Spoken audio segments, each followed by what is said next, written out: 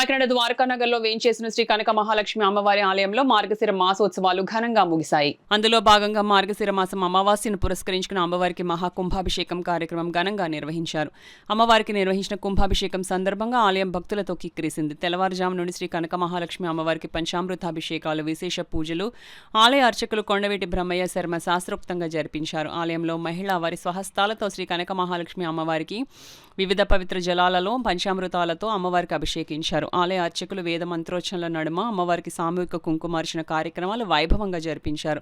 ఈ సందర్భంగా ఆలయ అర్చకులు బ్రహ్మయ్య శర్మ మాట్లాడుతూ మహాకుంభాభిషేకం విజయవంతం చేసిన భక్తులకు ఆశీర్వచనాలు అందించారు. అనంతరం భక్తులకు భారీ ఎత్తున అన్నప్రసాద వితరణ చేశారు. ఆలయానికి విచ్చేసే భక్తులకు ఎలాంటి అసౌకర్యం కలగకుండా ఆలయ ఈవో పల్లాల కృష్ణారెడ్డి, ఆలయ కమిటీ సభ్యులు అన్ని ఏర్పాట్లు చేశారు.